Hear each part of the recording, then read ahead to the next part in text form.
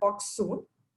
We also believe that an educator's time is extremely valuable, and we want to acknowledge your presence in this session. So to this end, we will now be providing all our participants with a certificate of attendance. This is made available to participants who attend the entire session. And once you fill the feedback form, you will receive the certificate on your registered email ID. So remember to please fill the feedback form, which you will send at the end of this session. So once you fill that, you will get the certificate. You can join this Firki webinar using two platforms. One is this Zoom session, and the second one is a Facebook Live. So if you have friends who are interested to join this session, but they have found trouble in maybe joining the Zoom session, please request them to join the FB Live. The link to the same will again be posted on the chat box very soon. Now I'll also take you through some features on Zoom webinars and FB Live so that you can have an engaging and productive session. Please remain engaged throughout the session by sharing your thoughts in the chat box. So remember, there is a chat box so you can add any thoughts, any comments that are there. And when you type in the chat box, please remember to select all panelists and attendees so that all of us can see what you're thinking or what you're typing in the chat box. If you select only all panelists, the thing is that only a few of us will be able to see that. So remember to select the second option, which is all panelists and attendees. Also, if you have any questions, you can click on the Q&A box. There you can type in your questions. I'll be curating all your questions, and at the end, I'll ask those questions to a speaker. With the time that's available, we'll try to answer as many questions as possible. We request you to raise hand. There's a raise hands button on the bottom if you see. So if you want to say something or if you want to ask a question, please click on that. One of our teammates will unmute you and will reach out to you to understand what the trouble is, or if you want to speak, we'll unmute you then. We also have Facebook Live, like I mentioned. So if you are joining this webinar through Facebook Live, there is a chat box. There again, you can mention the comments or any questions that you have which you want to ask to the speaker. I'll be curating again those questions and we'll be asking those to speakers today. So after the webinar, again, remember, there's a lot of new things happening, a lot of new learning that's happening. So please ensure that you take notes or even discuss with someone just about your learning so that how you can apply what you learned. So please remember to do that. Firki also launched its Teachers of India campaign. So Teachers of India is an initiative to recognize the contributions of the teaching community towards building a nation of capable learners and leaders. So if you are a teacher, we would really like to celebrate you. So please send in your story on the link visible on the screen. It will shortly be shared on the chat window as well. So with that, it's time around 3:59. Let's move ahead with the webinar today. Hello, everyone. Welcome to Firki's webinar on Inertia of Changing in Hostile Spaces by Kat-Katha. My name is Elizabeth Samuel, but then you can all call me Ellie. I work with the course design team as a senior manager. I'll help you navigate through the webinar today. We'll now watch a short video that will help us introduce the Firki website and its features. So I request Balamas to please share the screen and show us the video. The Firki website offers a diverse set of content for teachers to support them in their professional development as well as in their classrooms, and is free of charge and easy to use. In order to access the portal, type firki.co and you will be directed to the Firki website. To register on Firki, fill in a brief registration form. You can also sign in through your Google account. You will have to use your email ID in order to create an account on our website. This account is again free to create and use. Once you create your account and log in with your credentials, you will be directed to the dashboard. The dashboard would have notifications related to your profile, course progress, time spent, and your Firki discussion groups. To access different pedagogical courses, you can click on the courses link on the top left of the screen. The courses page allows you to choose courses based on difficulty level and category. The courses are also available in different regional languages. Feel free to browse the different courses we have in our catalog using the search bar above. Each Firki course is designed using the FITS model that stands for Feel, Imagine, Do, and Share. The Feel section of the course helps you identify your current practices. The Imagine section defines the practices that one should follow to improve teaching and learning outcomes. A detailed description of strategies are highlighted under the Do section that one can implement in the classroom and with their students. At last, the Share section talks about ways in which one can share their learnings with each other. Each course has also a set of reflection questions as part of the assessment section. Along with the course material, each Firki course also contains a learning circle plan and journal pages. A learning circle plan helps the coaches and mentors conducting the offline learning circles to discuss and share learnings from the course. A journal page summarizes the course with important points. We are adding new courses every month, so keep watching this space. Next up, we have the webinars page that is also accessible from the top left of the screen. On this page, you will find information about the upcoming webinars. If you scroll down, you will find a bunch of resources from our older webinars. These resources will include video recordings of the webinar itself, notes from the webinar, the presentation used by our speaker, and other resources on the topic covered. Do feel free to browse this section at your leisure. The final page to look out for is the resources page, also to be found at the top left corner of your screen. This page houses and will house resources from several of our partner organizations, such as the British Council, Khan Academy, Storyweaver, Pratham Books, and more. We are in the process of adding to the list, and you can easily filter resources by partners, grades or standard, and the subject of instruction. We hope you find value in using these resources in your practice as teachers and educators. Finally, you can find the Firki app on the Play Store and can access these courses, resources, and webinars through your phone. So download our app and stay connected to teaching and learning on the go. Thank you so much, Bala Miss, for doing that. I hope everyone, this video helped you in knowing a little bit more about Firki and what we do, the courses and the webinars and resources that we have. If you have questions around any of these features highlighted in this video, please write to us at contactfirki@teachforindia.org. This link will again be pasted on the chat window shortly. With that, let's move on to the webinar at hand today. Thank you for taking the time to join us in this discussion. In designing this and other webinars throughout the year, the Firki team is hoping that we can disseminate meaningful knowledge and skills that can take us closer to a goal of improving the quality of education in Indian classrooms. So today in this webinar, we'll explore three main things. The first one is how to work with rejection and disbelief. Why do such communities resist change?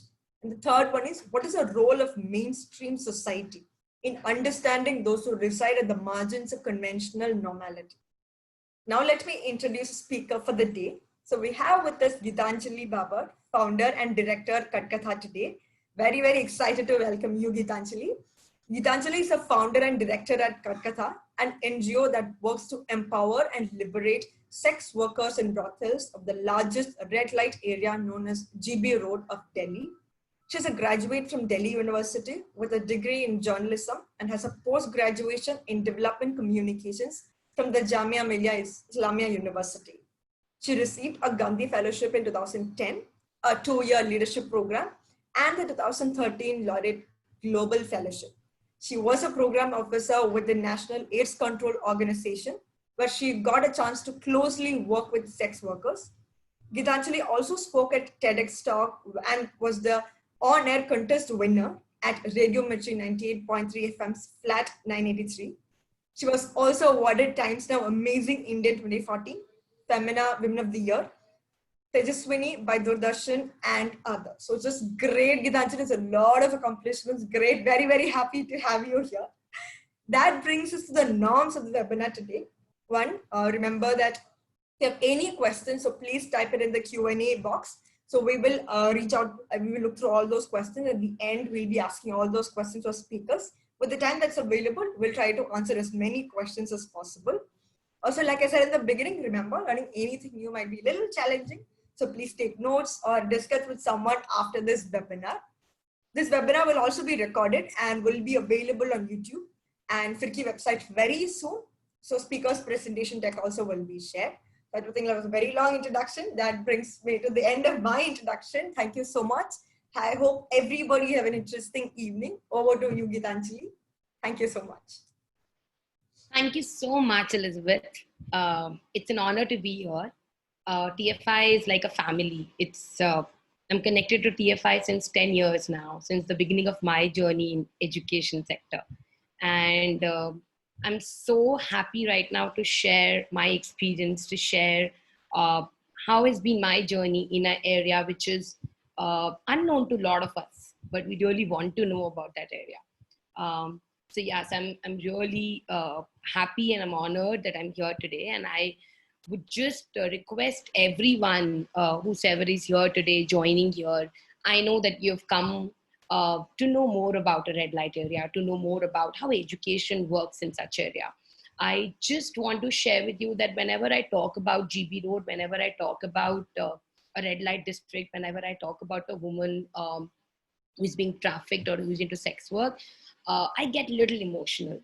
And I actually, even if I've prepared something, I come up with a lot of stories on my own, stories which I know exist and it's not there in my presentation, but I just feel like sharing. So, अगर कहीं पे भी आपको लगता है that you have any questions, you want to ask any questions, please आप यहाँ पे पूछिएगा. And if I'm sharing any story, you want to know more story, whatever questions are coming to you, please share it.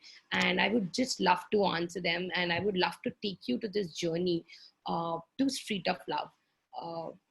Generally, whenever we talk about a red light area, we only think about few words. And you can write in the chat box that what are the few words which comes to you when you think of a red light area, when you think of Budwarpet in Pune, when you think of Kamatipura in Mumbai, when you think of Sonagachi in Kolkata, when you think of GB Road in Delhi, when you think of a brothel, when you think of a sex worker, when you think of a child of a sex worker, what are the words that comes to your mind? And today I will take you to a journey where I also had a lot of words in my mind, and from there, where I am today, what are the words I'm holding today? What are the words I'm able to see today in the red light area? So yeah, so I'll share my screen and let's start with the presentation. Am I audible? Yes, Gitanjali. Yeah, we can hear you clearly. Okay, perfect.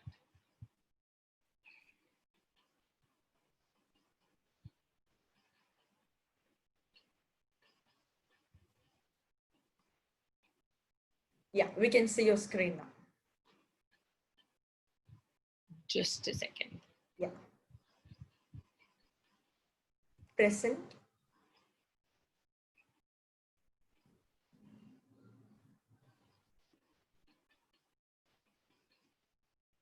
Where is it?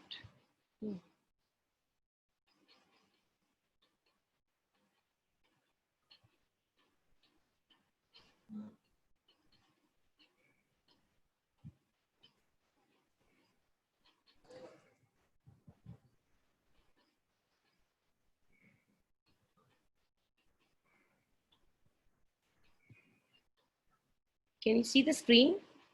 Yeah, we can see the screen. So not now. We were able to see it. Just 1 minute.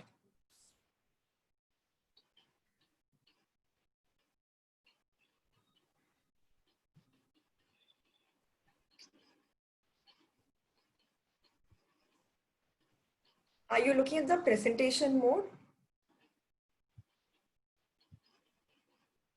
Yeah, I can't see from where to. So on the top right, there is a button called present. So you can click on that if that is what you're looking for.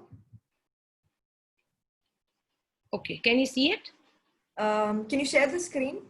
Yeah, just a second. Yeah.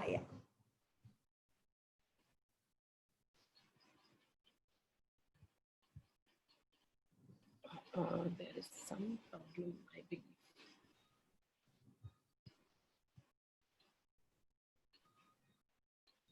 Can you see it? Click on the present on top right. Yeah. Okay. Yeah, great. Yeah, we can see. Perfect. Okay. So as the slide says, inertia of change in hostile spaces. I would just want to share that how change makes all of us uncomfortable. a small change around us just makes us so restless. I know that this whole COVID and Corona thing is not a small change, but we can see that how each of us are having our own emotional fears, are actually coming up with a lot of things कि यार ये क्यों हो रहा है, ये कैसे हो रहा है, ये कैसे बदलेगा, ये क्या, ये new normal कैसा होने वाला है, and we are not ready to accept what is being offered to us and what is being there for us, because we don't know what is there, and we want to know that. So any change in any community for any person, it is difficult. And when we talk about hostile spaces, then it becomes very, very difficult, because in hostile spaces, the kind of life which those people are living, which those people are forced to live, for them taking any kind of change, be it a positive change, it is very, very, it looks very scary to them. So today we're going to talk about it, how and why any kind of change is not acceptable, and any kind of change just attracts only one response, which is a no. So we'll figure more about what kind of hostile spaces exist around us and what do we mean by no in such spaces. And when they say no, what is it, what they actually want to say? What is it that actually lies behind that no? So we will just try to see that, to explore that. And also I'll share my own experiences that how in this past 8 years, how many no's I have received and my team has received, and how we were able to listen to the silent whispers behind those no. So we all know that there are a lot of communities around us, and we generally know about those communities. So if I'm living in an apartment, I know what kind of life a person in an independent flat, an independent house is living. I know what kind of a life a person in slum is living. I know what kind of a life people around me are living. I know एक certain तरीके का एक life है जो हम सब लोग जी रहे हैं. But then there are some communities, there are certain people around us, those who are available, those who are there, but हमें तब भी उनके बारे में कुछ पता नहीं होता है. And one such community is sex workers community. हम लोगों के बहुत पास हमारे शहर में कहीं बीचों बीच रेड लाइट एरिया एग्जिस्ट करता है.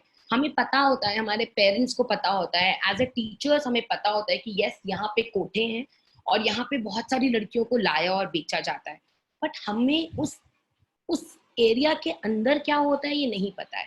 So we know that there are these communities, they exist, but they are visibly invisible for us, because we don't know what is happening inside those homes. And whatever normal is for us, like मेरे लिए सुबह उठना, नाश्ता करना, freshen up होना, सबसे बात करना, फोन पर बात करना, मार्केट जाना, ऑफिस जाना, खाना खाना, ये सब बहुत नॉर्मल है. रिलेशनशिप होना, ये सब बहुत नॉर्मल है. बट उन लोगों के लिए ये नॉर्मल एक सपना है. और साथ ही साथ में जो उनका नॉर्मल है, विच इज रोज सुबह 1 या 2 बजे उठना, नहाना धोना, एक दिन पुराना खाना खाना, और फिर तैयार होकर सेक्स वर्क करना, या फिर तैयार होकर कोठे के नीचे जाकर खड़े हो जाना to get a customer, and then go upstairs, have sex, get the money, and then get another customer. For us their normal is a taboo. Even thinking about it, we like, ऐसा तो नहीं होता है, मतलब ये गलत है, ये तो सही नहीं है. This is the response which we get. So now we want to see that how these normals actually clash. So where they clash, they actually clash in refusal. A refusal to accept each other, a refusal to look into each other's life, a refusal to see कि अच्छा उनका normal जो है वो normal taboo नहीं हो सकता है, वो किसी का नॉर्मल है, वो किसी की रियलिटी है, इट एग्जिस्ट. एंड सिमिलरली उन लोगों का ये refusal to trust us, because whenever somebody from outside community enters into a red light area, what people in red light area perceive is कि ये लोग आ गए हैं, अब ये लोग सिर्फ और सिर्फ मुझे बदलाव के लिए बोलेंगे, मेरी सिचुएशन को समझेंगे नहीं, मुझे बोलेंगे सेक्स वर्क छोड़ दो, मुझे बोलेंगे just use protection, go for HIV test, and that's it. और ये लोग ऐसे चले जाएंगे, ये लोग मुझसे कुछ और बात नहीं करेंगे, ये लोग कभी कोशिश नहीं करेंगे मुझे समझने की. So both the community, they don't want to even understand each other. So they refuse to change, and the larger society refused to empathize. So we really want to understand, we really need to understand कि ये जो हम दोनों ने normal construct कर रखा है, is this a lie? Is this normal a lie, or is this a reality? So if we understand that this normal, मेरा एक larger society में रहना और ये बोलना कि रोज सुबह उठकर काम करना it's normal, और अगर उनका उस कोठे में रहकर ये बोलना कि रोज सुबह उठकर सेक्स वर्क करना is normal. Anjali, I'm very sorry to interrupt.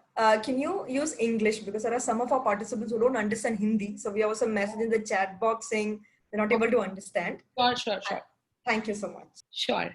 So we really need to understand that whether this normal is a construct by us, is it constructed by us, or it's the reality. So you want to,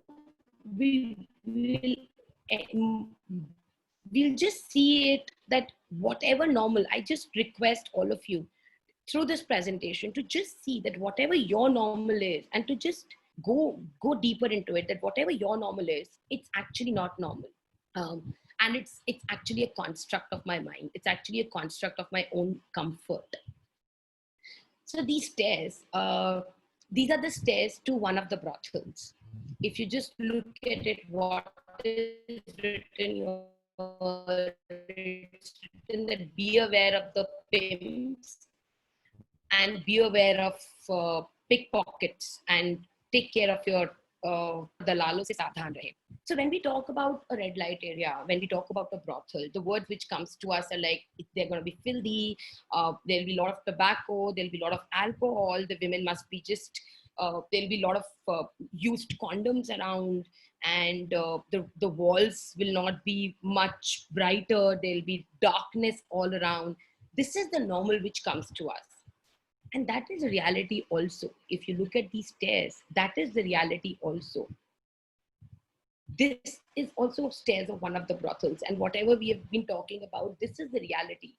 But what is not the reality and what is not normal is the life in those brothels, the life in those rooms. Because whenever we talk about a woman who is into forced sex work, we always think that they must be only spending their time and getting ready every day and taking the clients and choosing the clients and doing the makeup, and just dancing or doing mujra and all those things. But we never realize that those women are women too. Those women are mothers too. Those women also have dreams. Maybe they're forced into it. Maybe they don't want to do it. Maybe they also want to go out. They want to go to school. They want to study. They want to see the world. We never ever see the life. We never ever see that woman as a woman, but rather we only put our normal, that a normal sex worker's life is like this, and therefore every sex worker's life is like this. So if we talk about the GB Road's facts, then there are over 15 million sex workers in India right now. And generally, these three red lights are talked about: Sonagachi in Kolkata, Kamatipura in Mumbai, and GB Road in Delhi. But there are smaller red light areas that exist in every city. There are some brothels that exist in every city. And what we have realized is that 90% of women who are working in the brothels, they are forced into it. Because the women who want to do it and those who choose it, they don't go and sell themselves in the brothel, because the life in the brothel is not what any woman would ever sign up for, unless she just cheated. She didn't know where is she going to, and then where she's going to, and then somebody has sold her, somebody has cheated on her. And we're going to talk about such stories ahead. So when I shared about that, how a life of a woman is there inside a brothel, then it is like any other woman. And if I share with you one such story, which might give you a little more deeper understanding of a life of a sex worker, it's like there is a lady in 54 number brothel, which I just shared. Her name is Ravina. And I always used to go to that brothel, and I used to see her sleeping all the time. She had a very small room in the balcony. So be it winters, be it summers, be it any weather, be it any season, I always found her sleeping. I always used to ask people that what has happened to her? Is she okay? Is she well? Why she's always sleeping? People used to just reply to me that she works all night. She takes clients at around 9 in the morning till 9 in the night till 7 in the morning, and therefore she gets tired and she sleeps. And she had a beautiful son who had a lot of dreams, who was really good with dancing. So I used to interact with her son and used to come back from their brothel. One afternoon, I find Ravina. She was awake, and I just spoke to her and I shared about her son's success, and I shared about how her son is doing really good in studies and how he's doing really good in dancing, and she was very, very happy. And that was the time that and it is after 6 or 7 months of me going every day and pounding her sleep. And she told me that I got to know that you always come and you ask me, and whatever you're doing to my son, I'm really grateful for that. And then I asked her that, Ravina, uh, how come you're here? And that time she shared that she was 13-year-old near Bangalore, and she was just playing outside in her village, outside her home. And two men came and they picked her up, and they put her into the train. There was another lady in the train. She got her in Delhi and she sold her in one of the brothels. Today, Ravina is almost 48, 49 year old, and she's living her life as a sex worker since the age of 14. When she came here, she was not allowed to go out or to even see the sunlight for at least 2 to 3 years. She was kept inside, like they have cages made in the brothel where you can't even find whether there is a woman. And she was kept there, and the owner of that brothel used to rape her every single day, because his intention was to prepare her for a customer so that she don't shout and she's too good to the customer. Rabina, at the age of 16 or 17, got pregnant, and she gave birth to a beautiful son. And at the same age, she even tried to elope. But the power of the owners is amazing, and they got her back. And then the owner only used to send very selected customers to her. And this is how her life was going on. And then she gave birth to another son who now comes to us, and he's a great dancer now. And she was just sharing this story, and she said, "Ma'am, I've always been on to depression pills. If I don't take my pills, I go mad. And in between, I stopped taking my pills. And then I didn't know what I'm doing, and I just left the brothel. After some years, you're not needed in the brothel from where you started your journey, because that till that time, the women also accept that this is where I belong to. This is where people will accept me, because if I go outside and if anyone get to know that I'm a sex worker, they will anyways not accept. So after a certain years, like 7 to 8 years, the women just start accepting that if I perform well as a sex worker in this life, I will get a good life in my next birth. And this is what keeps them going as a sex worker, and let them get abused every day. So that time, Rabina got mad because she was not taking her pills. She went on to the streets, and for 6 months, nobody found her. And after 6 months, from somewhere, police reached to their brothel with Rabina, and she was not wearing anything. And police said that she was found, and finally, after 6 months, she told us that she's from this brothel. Do you know her? And the kids were like, "Yeah, that's our mother." And since then, Ravina is on those pills on regular basis. And this is the life. This is the kind of mental pressure. This is the kind of mental health every young girl or every young woman goes through in a brothel. So when we enter into such spaces, when we enter into hostile spaces, what is the first response we always get? If you go to Rabina, the first response, if you tell her, "Do you want to study?" No. Do you want your son to study? No. Do you want to come out? No. Do you want to sit with me? No. No is the first answer which comes from them. But then we really need to understand that why are they saying no to a change which is good for them? The only reason is that whatever has happened with them in their life, it's just it doesn't allow them to trust anyone. Whenever they've trusted anyone in the brothel, the trust is broken. And therefore a stage comes where the women only says that I am on my own. I have to take care of my children. I have to keep serving these men, get money and get my home when I get old so that my son or my daughter doesn't have to see this life again. And I don't want to trust anyone.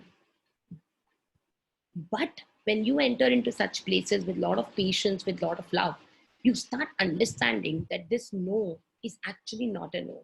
This no is just mean that I don't trust you. So if you can make me trust you, I'm all yours. So how do we navigate it? How do we actually get into their soul and then see that who actually holds the agency over this change? And that's where Kat-Katha comes in. So when we also started our journey 8 years back, only no was the word which we heard. And no was not only from the women, no was from the brothel owners, no was from the politicians and from the local authorities around, no was from the police, no was from the business owners who runs their shops in that area, no was from the neighbors of that area. So everybody just say this, you cannot come on this road. There is no need of any outsider to come on this road. Education, inko zarurat hi nahi hai. They don't need it. New life, they don't need it. They don't want it. These women are made to have sex. Their children are made to either pimp around later or get into drugs, or the girls are made to actually enter into this sex trade and take their mother's legacy ahead. So this is what we heard when we entered in the very beginning, and this is what we still hear every time we approach a new brothel or every time we approach a new woman. So what we had when we entered 8 years back, we had this wall of saying that, okay, you don't want to be with me, fine, I'll still be here. Okay, you don't trust me, I'm still here with a lot of love. I mean, for whatever, we entered there with the feeling that, okay, agar kuch, if nothing happens, then at least, if no change can happen, then at least I will change. I might change. The volunteers with me might change when we see this life inside a brothel, which is never explored before from any one of us in our community. So these were the words: faith, dream, love, peace, and surrender. That whatever comes, we will surrender to it. We will accept it. And with this, we used to go into those rooms every single day. So this is a story of the very first lady whom I met. I still remember her. She was a beautiful young girl. Her name was Sonam. She came from Nepal for job. But when she came here, she was cheated. She was in love with a man, and he married her, and then he sold her into one of the brothels, which is famous for Nepalese women on GP Road. Sonam could not run away, as I shared before. And every time I used to go and try to speak to Sonam, she always used to abuse me. After some days, the abuse was changed into just ignoring me. I used to go there and she only used to ignore me, never used to abuse me later. And slowly, she started smiling at me. And then one fine day, she asked me for my number. But then she also told me that I will never call you. I was like, okay, that's fine. And this happened for at least 3 to 4 months. And then one midnight, I received a call from Sonam at around 1 in the night. And she was like that, please come and protect me right now. These policemen are going to kill me or they're going to rape me. And I rushed to the police station. And she was there wearing her blouse and petticoat. I gave her a piece of cloth that just covered herself. And she's like, no, these policemen never realize that even if I'm a sex worker, I still want to be covered. I still feel ashamed when I come out in front of the men without any dupatta. But they did not even allow me to wear my clothes properly, and they just got me here. So now I will stay like this. If these people feel that sex workers have no respect, then I will show them that. I mean, she was so broken inside, and by the grace of God, the case was solved, and she was back. But that night actually changed Sonam's perspective towards us. And from the next day onwards, she started coming to the school. And when she came, she was very clear in her head. She said, I want to learn English. And that's it. Don't talk to me about anything else. I will only come, sit here for 2 hours, teach me English. I will go back and attend my customers. And we were like, okay. And she used to reach every morning during her sleep time, which is early morning. She used to come and study for 2 hours from 8 to 10 and then go back to her regular day. So that's the power of just being there, of just waiting for that no to change into yes. But does every no changes into a yes? Not necessarily. And that's where we will, I mean, this is about another Didi who is right now working as a tailor with us. So just like even after 8 years, even after building all this trust, even after being there in that community, even after feeling that, okay, the whole community accept us, even today, whenever we offer a new skill or whenever we offer a new thing to any woman, the first answer is no. But eventually, the moment they actually experience that freedom, they actually experience that magic, they start working towards it. And that's where we always say that we have won the battle. Because a lot of people ask us that now their owners are not stopping them. Do they allow you? Do they allow to talk? Do they allow the women to talk to you? Do they allow the women to go out? So after a certain age, a woman is not needed in the brothel. She's staying there. She only pays the rent because the owner knows now that she will not run anywhere. She has nobody to go to. So she will stay here and the owner keeps pushing her for rent. So when this lady came to us, she was living in brothels 2 months back. And she came to us during lockdown and she said, I don't have any work. I don't have any customer, but I will not come to you. Can you give me money? And we were like, we can't give you money like that. You will have to do something. And then she saw this swing machine and then she said, can I do something on the swing machine? And we were like, yeah, all yours. And then she shared that how, as a child, she used to love creating things, stitching things. And then we realized that she's such beautiful. She's great when it comes to her love with swing machine, and she can create magic. And that's when then she started coming on regular basis for 2 to 3 hours. And 2 months back, customers also started coming to the brothels, and her owner started pushing her to earn more and give her the rent. And then she came to us and she said, I don't want to live on the brothel, in the brothel anymore. I will do anything. I will go, I will fight to any extent, but I don't want to live in the brothel. Can you help me with the accommodation? So we just had to be present to these women. And then everything is being taken care by them. What are we doing there? We're just being there with the women to tell her that the outside world is not as bad as you think. You just have to trust, and we are there to support. So now Kavita is outside. She's living a beautiful life. She comes to our center every morning at 8:30 and she's creating almost 70 to 80 masks a day. And she actually claims that I create much better masks than our trainer. So it's a beautiful change to see Kavita every day coming here and living a life of her own choice.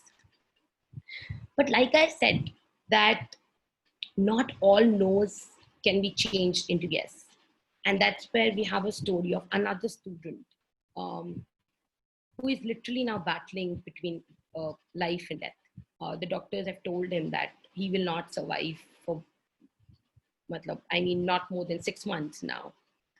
So we tried in the very beginning, we tried hard with Ravi. For around 3 years, we tried all sort of interventions, like individual studies, teaching him in the brothel, taking him outside, taking him to a different city, just to see that, just because we wanted Ravi to come out of that space, like his own brother, like his own younger brother. We tried everything with Ravi, but he was not ready for that change. And there was a time when he just said that, don't come to me. I don't want to see any of you. I know what my life I know what my life is, and I don't want to live the life which you're offering. I want to stay in this. I want to stay in the brothel. I want to stay with everyone here, and I want to become a pimp. I want to earn my money like that. I know it's very difficult for a teacher or for anybody to accept that, but that's what we have learned in this area, that there is a time when you actually can hear that, okay, this no actually means no. And if you push hard, you're only breaking that person. And that's when we decided that, okay, whenever now Ravi wants to come back, he will come back to us. He actually came back 2 years back when he was in the hospital fighting for his life. He called and he said that, please save me and I want to come out of it and I will do whatever it takes to actually come out of it and start a new life. But then um, it didn't stay longer. He actually, when he came out, he started studying, he started exploring his life, but then the power in the brothel was much more, and he went back to alcohol. And again, now he's struggling with the same problem. So there are stories like this also, when the no was just a no. But you will only learn that when you will stay in such a community. And there are stories when it is not just about individuals, where it is about the whole community. So this girl was about to be sold in 2014. Uh, Her whole family is into sex work, and they pray to have a girl child so that she can be sold. Um, and the village is known for that.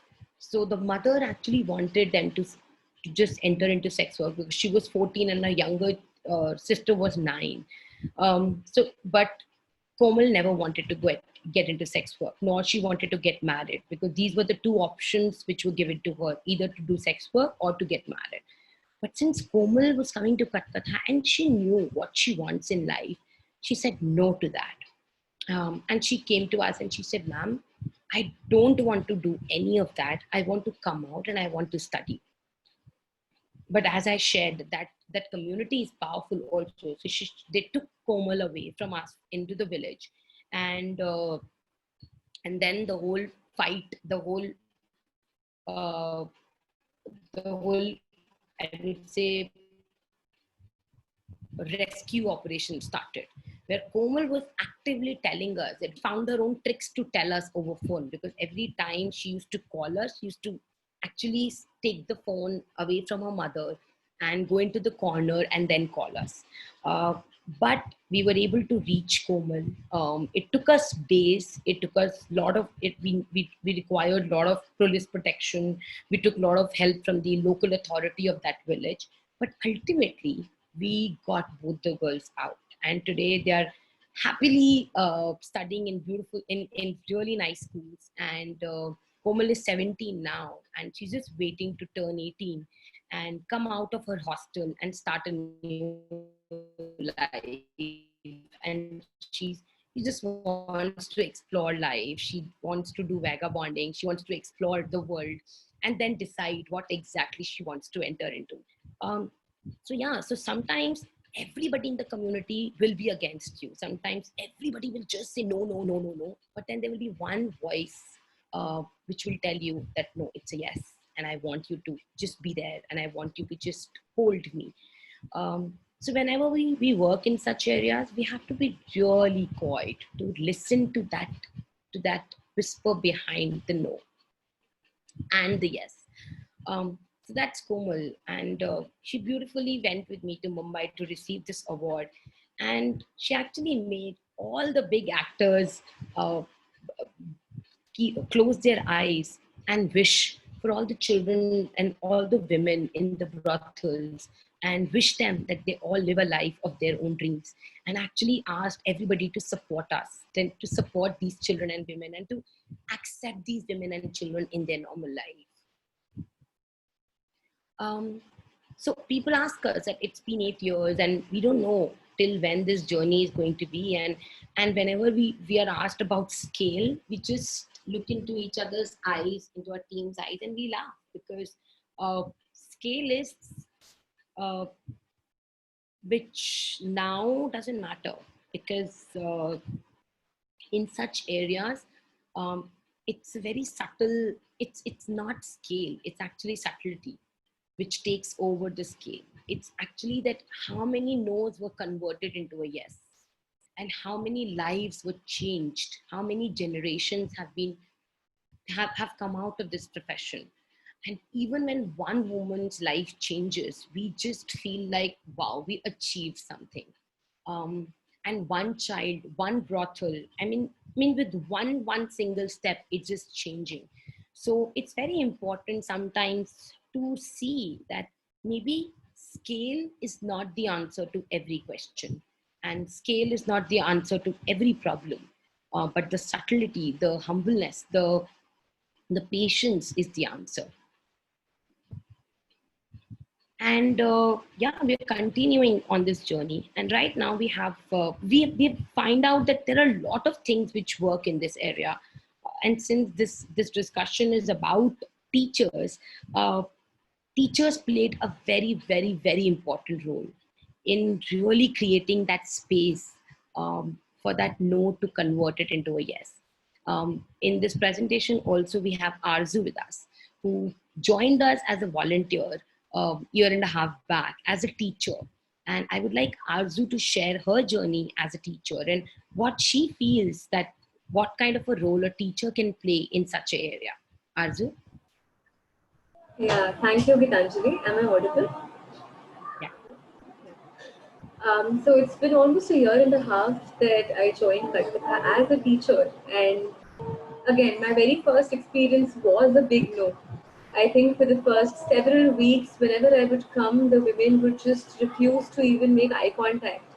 But slowly and steadily, from one woman to another, at one point, I had 5 women be with me in my classroom, and I had 5 women choosing to not look at their phones, but instead look at me and experience what I was sharing.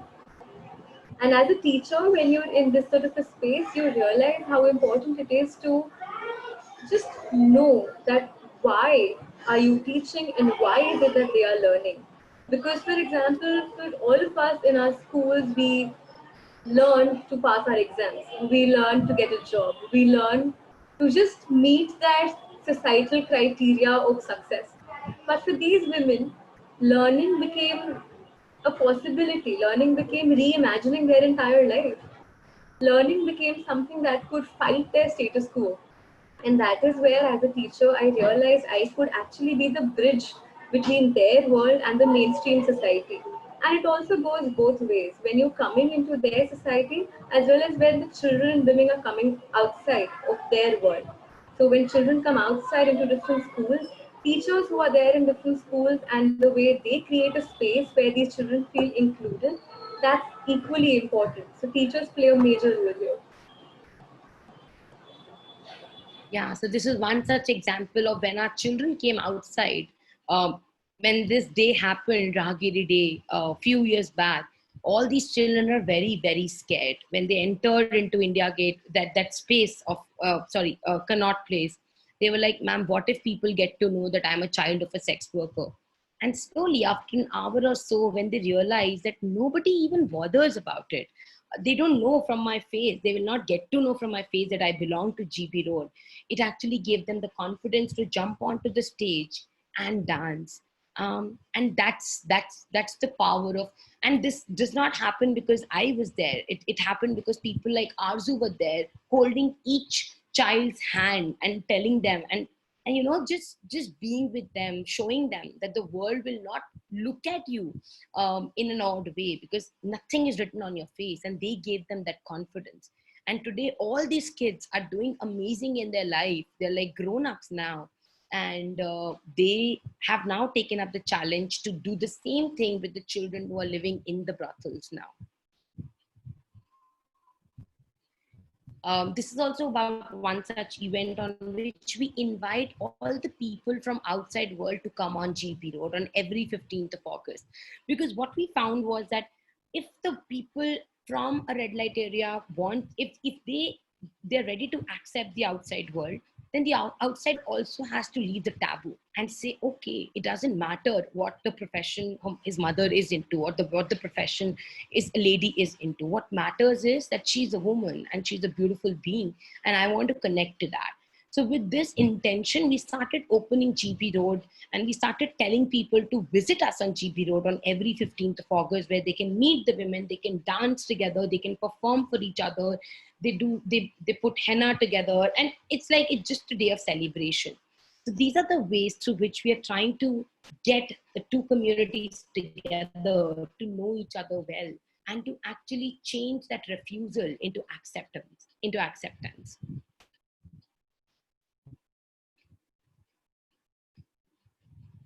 So yeah, so as it is written that social boundaries mimic our minds. When we approach to understand and not to save, that is when we lead to change. And what we have realized is that your love, your compassion, and your persistence actually breaks the silence. Your patience actually allows for the growth. And that's what I invite everyone, because all of you who are attending this webinar today holds the power to bring an invisible society, an invisible community into the visible world. And they are all want to come into the visible world. They are all waiting for teachers like you. They're all waiting for people from the outside world to tell them that they are beautiful and they're acceptable. And it doesn't matter what profession they are into. They're acceptable as human beings. They're acceptable as they are. So it's my invitation to everyone to just today before you sleep, just pray for every red light area, for every woman who is forced into sex work, and to just pray for a world where we can say that a red light area is not dangerous. Rather, a red light area is street of love, because in a red light area you don't find only pimps and only pickpocketers. In a red light area you also have mothers, and a mother holds power to change the whole family. So why not a red light area into a street of love? So yeah, so thank you, and I'm really grateful that I've been able to share my experience with you all. um, so yeah, thank you so much, and I welcome all of you to Street of Love. We also call it Pyar Ka Mohalla. Thank you. Thank you so much, Gitanjali. That was just so powerful. I just don't know what to say. The feelings that we have, even the chat box, we could see people sharing how they were feeling, like the examples and stories that you've shared. There are some questions that our participants have. Also, I'm requesting all the participants, if you have any other questions, please type it in the chat box. Also, there is a Q&A box. So any questions, that'll be great if you can type it in there. Gitanjali, first question is, so you've said that there are some people or some girls who may be forced to do this because of family situations. So what can be done for them? Like even normal people, like what can be done for them who are forced to do this because of family situations? So just like I shared the example of Komal, she's forced to do this. But when Komal got a chance to explore her life in a different way at a very young age, she could actually fight for her own self. And this is what we are doing. We are actually entering into this space and working with the little ones inside the spaces. So if you talk about the boys, like Ravi's brother, yesterday he was talking to me and he was saying that, ma'am, I had a dream that I've got a new home and my mother and my younger sister is now outside, and he also has a younger brother who is 3-year old, and he's like, we are all living happily outside in a house. So that is the strength which we can give to this new generation. That is the confidence which we can give to this new generation, that whatever dream you have, uh, uh, you can pursue them, you can make it possible. So I think just working with the children, giving them education, giving them exposure, which any of us gets in our childhood, can change this and can stop the next generation to enter into this. Thank you so much for that. There's another question. Do you provide financial assistance to the needy? Like, do we provide monetary support, or how does it look like? Our livelihood programs, when a woman registers herself into a livelihood program, we actually provide we actually provide full holistic support. So if a woman wants to leave the brothel, we provide them with accommodation. If a woman tells us that I have children, so we provide them a different funds for the children. But other than that, we don't give them money in hand. We ask them to work with us. So we also have a kitchen running. Right now we have women are making masks on everyday basis. Like we have got orders of 1,000, 1,500, whatever mask we'll produce, they are acceptable.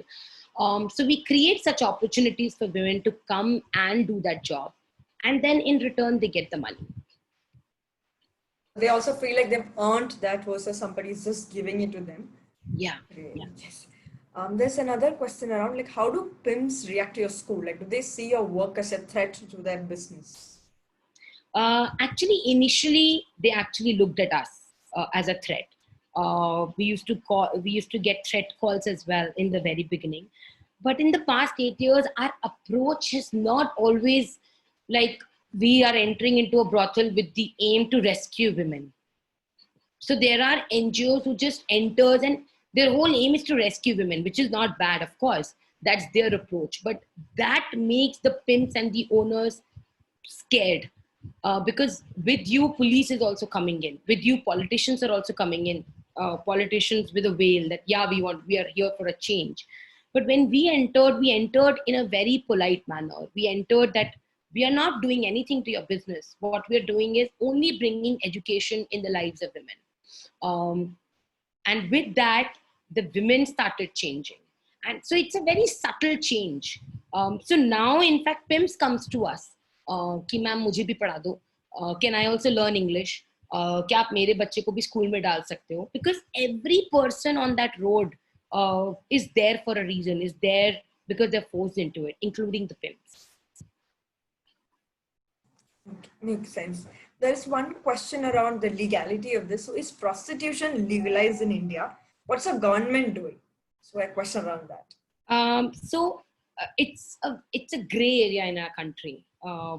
Even in the book of laws, it's not very clear. If you're 18 and above, you're allowed to do sex work if you're doing it out of your own choice. But if you're forced into it, then it's not allowed. And soliciting in a public place is not allowed. If you're doing it secretly, it's allowed. Similarly, if anybody is taking your money, if anybody is actually feeding onto your money, it is not allowed. But when you look at brothels, it is completely illegal. You cannot run a brothel because a brothel means that you're forced into it. A brothel means that you will solicit on the road. A brothel means that your money will be taken by the owner and the pimp. So that is illegal, but still it is going on day in, day out in every city. And we have police chowkis on the red light area, which are there to protect the women.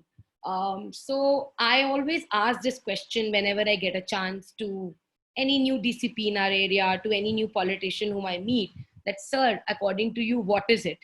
And from one of the MLAs, we got this reply, oh, ma'am, does the brothels exist even today?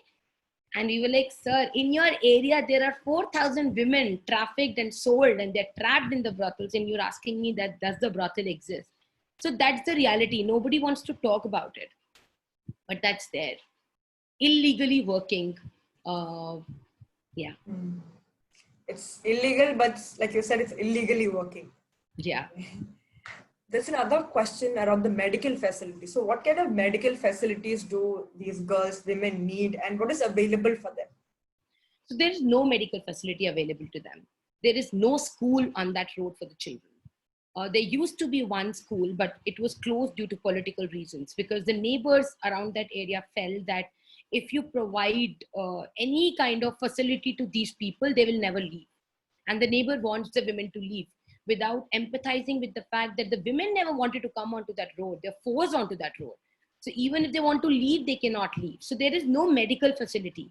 If there is, then there are all the small little clinics around that area, because it's old Delhi and it's a very populated area. So we have some doctors around the area, but the women generally don't go there. They try to treat them inside the brothels itself.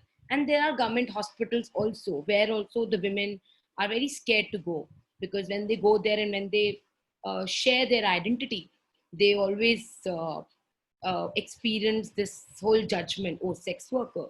So they're very scared to even go into the regular hospitals. So the condition of medical facilities is really bad on GB Road. Okay. Also another question around, so when these girls feel very unsafe, like what are they supposed to do? Do they register with any organization, or what can they do to maybe get out of that space? Or actually they cannot get out of that space. If a girl is very young, and like I shared that there are, we call it tehkhanas. So they are kept inside the tehkhanas. You will not even get to know that this wall has a room behind it. For you, it will be just a wall, but you will find, yeah, there is slight line inside that wall, and that actually slight line is a door which opens into the another room inside. And similarly, you have rooms inside your um, uh, like on the floor. So these women, if they feel unsafe, brothel means unsafe for them. So, but only after years, if the woman wants to come out of it, and if she's ready to fight for it, she can come out of it. That's another question, like a common man, like what can we do to help these people? Is there anything that we can do to help people who are stuck there? So one thing which we request to everyone is to really start looking this work as one as any other work, not just to say it. Is to really change that mindset. When I also shared in the very beginning that this normal is a construct, so just start accepting the fact that their normal is also a normal. If a woman is coming to us and telling her that I'm a sex worker, then we generally look at her, oh, acha, sex work. If we can just stop that, if we can just create a society where everybody is acceptable, if we can have children, if I'm a teacher and if I'm sharing about this topic with the generation which is coming now, with the little ones, tell them and not feel awkward about sharing about this invisible community with them, then I think we are doing our part. If we're just spreading this awareness to everyone, to all the children, to our family members, कि कोठा उतना भी बुरा नहीं होता है, कोठे में रहने वाले लोग तो बिल्कुल बुरे नहीं होते हैं. So I think a lot will change automatically, and that's what we always ask people. But other than that, yes, if you can offer your skills, if you can offer teaching, like if you can offer that, okay, I'll teach children, I can create curriculum for children, but that's through us. On an overall basis, as a normal being, as a citizen of the society, if we can just change the mindset, the way we react, or when we see someone, like what is our initial response to them? yeah. There's another question around children. So these children, when they go to mainstream school, how are they even accepted there? How are they treated in a normal school? So when we first met all the kids who were there in the picture, they are 12, 13, 14, and they never been to school. Because they were so scared that if the other children in the school or the teacher in the school get to know that these children from red light area, how will they react? And this is what has happened a lot of time. So that's the reality. They're not acceptable. Even I approached a lot of schools at that time. When I told them that these children belong to red light area, the response which I used to get is, oh, our teachers are not prepared to, to deal with such children.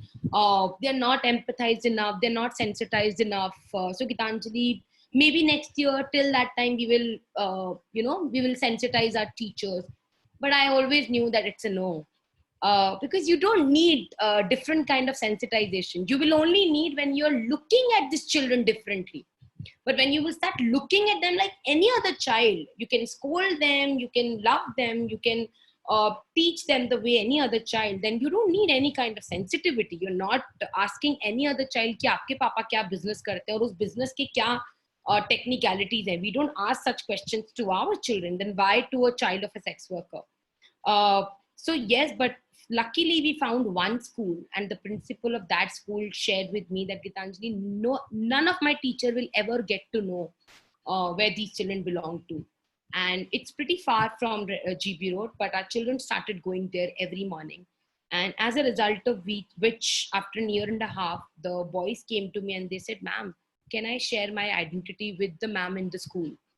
And I was like, are you okay? Because you never wanted to share. And they said, no, ma'am, I feel that our ma'am loves us more than our identity. And that's when they shared with their ma'am, and beautifully she accepted it, because she didn't look at them through that lens. She was in love with the children.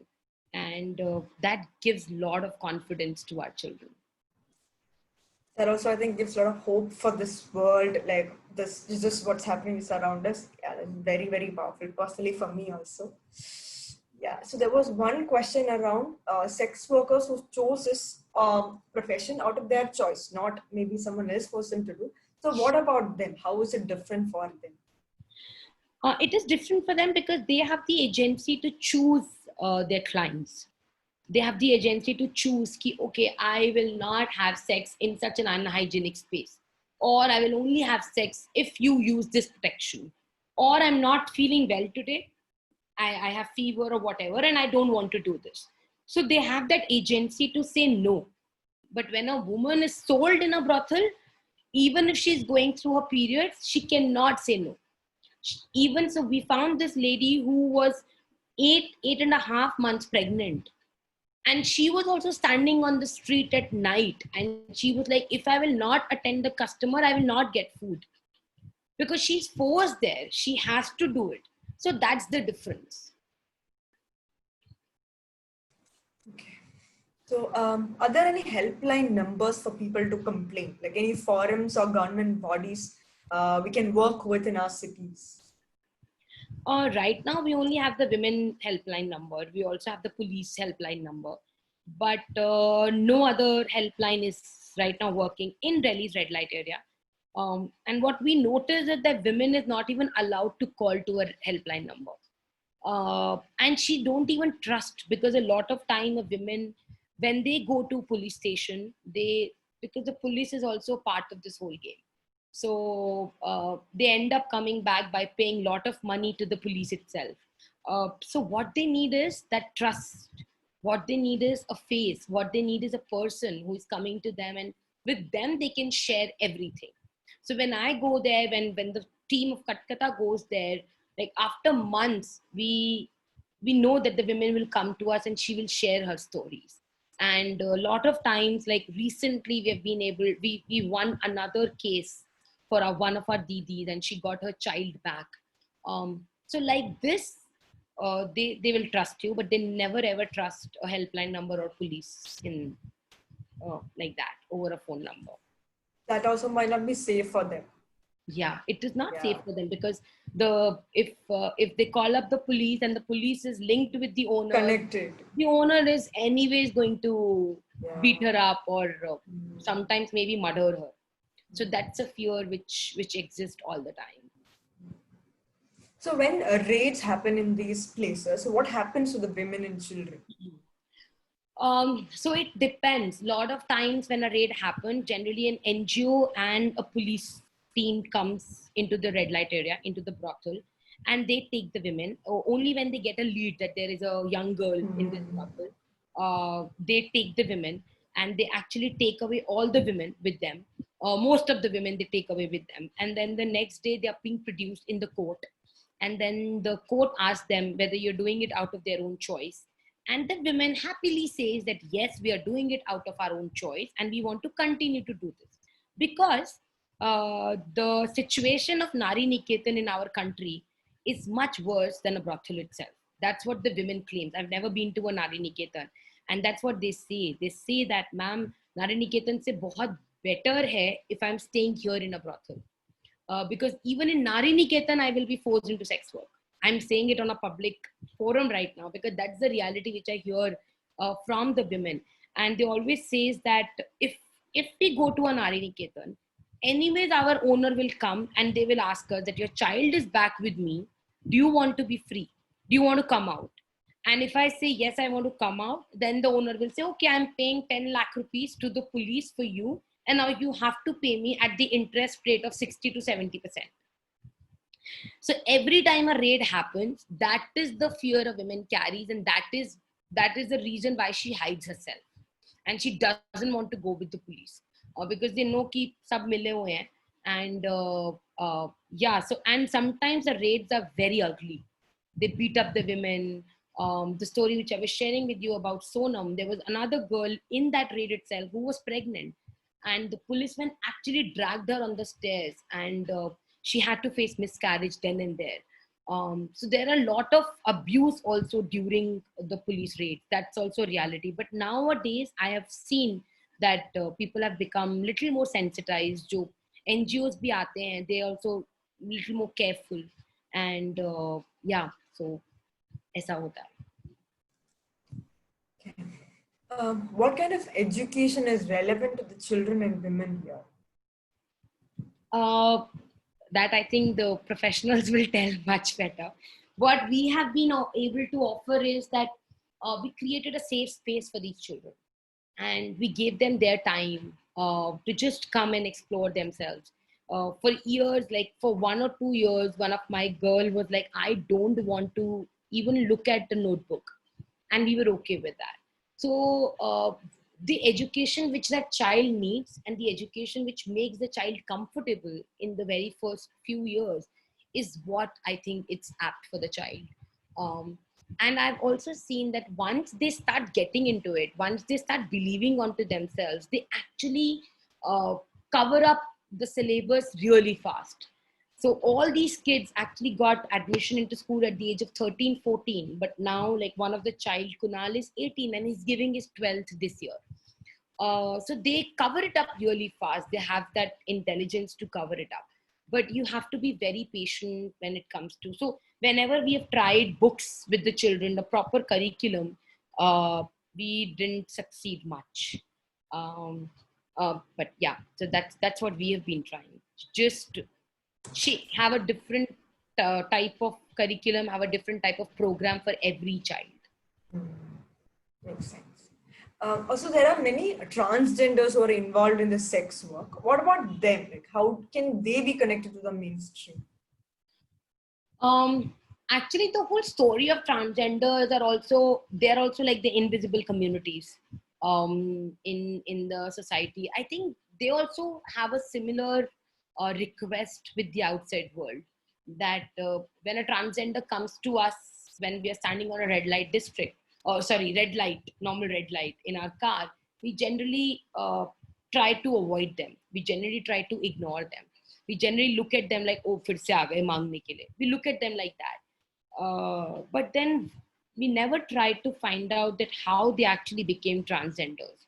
What is the reason why they had to leave their own families and get into being into transgenders. So because we have not accepted them, there is no space for transgenders to be in our regular day-to-day society.